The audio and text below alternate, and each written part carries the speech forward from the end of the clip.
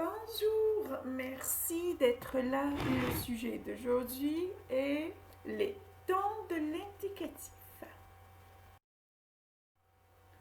Donc, on va parler du présent, de l'imparfait, le passé composé, l'antériorité et on aura 2 exercices à la fin. Le présent. Le présent situe l'action au moment où le locuteur parle.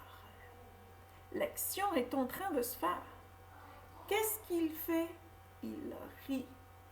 Maintenant, on va parler de son emploi. Il peut indiquer l'habitude, la répétition.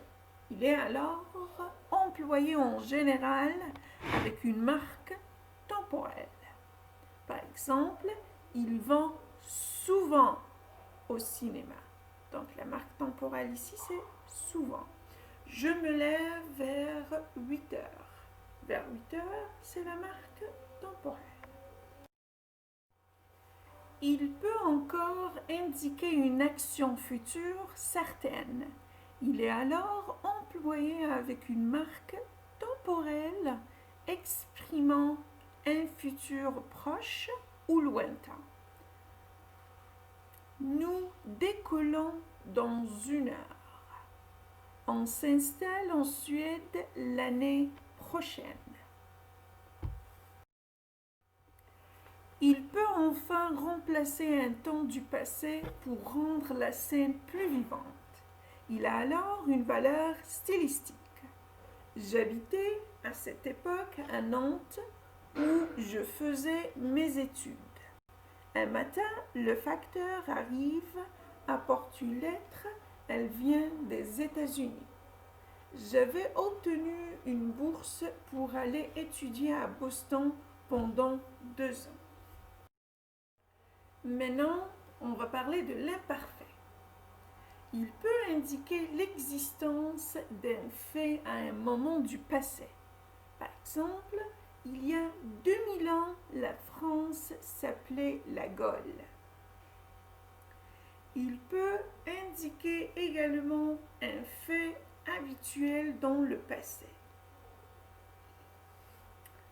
Il sortait toujours après le déjeuner, s'asseyait sur le même banc sous le chêne, lisait puis dormait pendant une bonne demi-heure.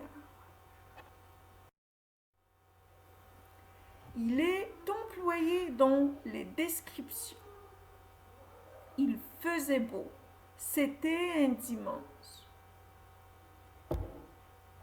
Il peut être employé aussi dans le discours indirect à la place du présent quand le premier verbe est au passé. C'est alors un présent dans le passé. Un exemple. Il m'a fait savoir qu'il voulait partir. Donc, on peut remplacer voulait, ça c'est le style indirect, mais s'il est un style direct, on remplace voulait par je veux. Par exemple, il a dit, ou bien il m'a dit, 2 points, 2 guillemets, je veux partir. Ça, c'est le style direct. Quand on fait la conversion du discours direct au discours indirect, c'est ça ce qu'on va avoir. Il m'a fait savoir qu'il voulait partir. Le je, on remplace le je par il, veut par voulait, et partir reste le même. Cinquièmement, il peut être employé dans un contexte hypothétique pour suggérer ou proposer. Un exemple. Qu'est-ce qu'on peut lui offrir pour son anniversaire? Si on lui offrait un sac de voyage,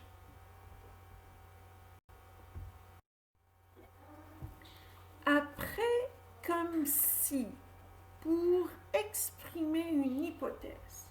Un exemple, le ciel est gris comme s'il allait pleuvoir. On peut le dire autrement. Le ciel est gris, point virgule, on dirait qu'il allait pleuvoir.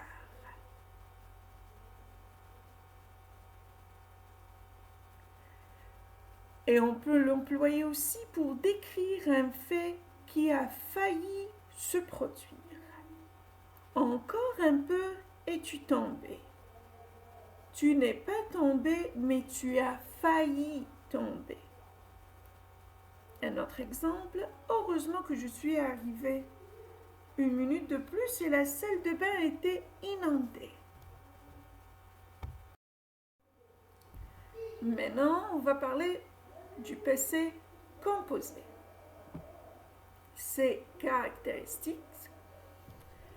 Le passé composé indique une action plus ou moins courte, précisée ou pouvant être précisée dans le temps. Ils sont arrivés à 8 heures. Nous avons dansé toute la nuit. Maintenant, on va parler de ses emplois. Il peut utiliser à l'oral ou à l'écrit pour raconter des événements passés. Dans ce cas, il est utilisé avec des imparfaits qui servent à décrire. Hier, je me suis promenée dans le quartier. Je flânais quand j'ai rencontré une vieille camarade de lycée. Il peut être employé aussi pour exprimer une action qui vient de se terminer, mais qu'elle a un effet physique ou psychologique sur le présent. Un exemple. J'ai travaillé toute la journée. Je suis fatiguée. Il a trop mangé. Il a mal à l'estomac. Ça va mieux. J'ai retrouvé mon calme. Il est employé après si pour exprimer la condition ou l'hypothèse. Un exemple. Si tu as mangé trop de chocolat, tu seras malade. Si nous n'avons pas fini ce soir, nous ne pourrons pas aller au théâtre. Maintenant, on va parler de l'antériorité. L'antériorité indique qu'une action se passe avant une autre action. Un exemple, on avait fait les courses et on préparait les repas. Avait fait avant. Préparer après. Donc, avant de préparer les repas, on avait fait les courses.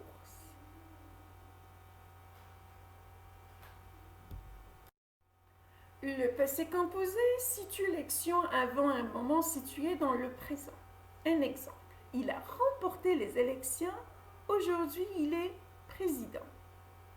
Le passé composé est obligatoirement employé en relation avec le présent après une marque temporelle comme quand, après que, dès que, une fois que, aussitôt que. Un exemple. Une fois qu'elle a accompagné les enfants à l'école, elle va au bureau. Dans ce cas, ils ont employé une fois que.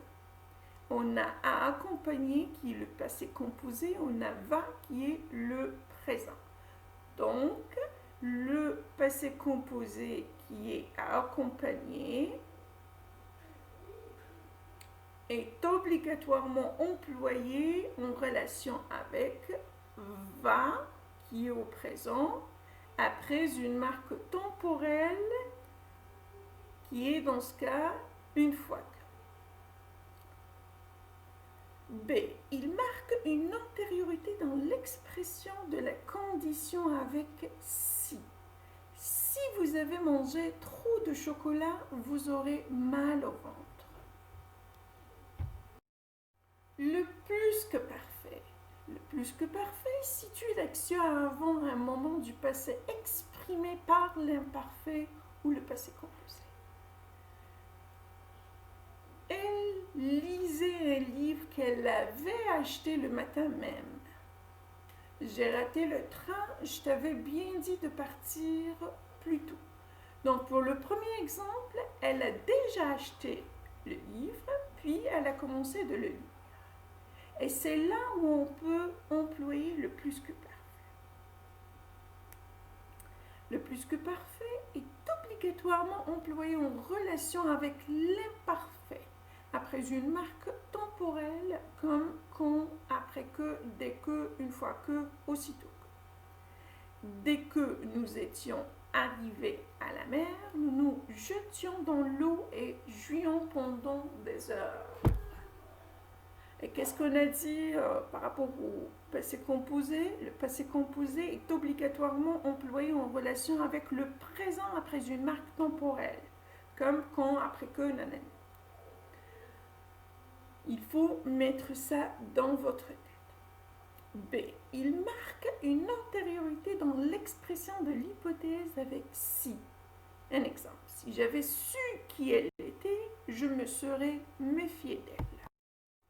Mais non, avant de clôturer, ou bien avant de terminer notre présentation, je vous ai laissé, ou bien je vous commande de travailler ces deux exercices. Exercice 1, passé composé imparfait ou plus que parfait. Compléter comme il convient. Une nuit particulière.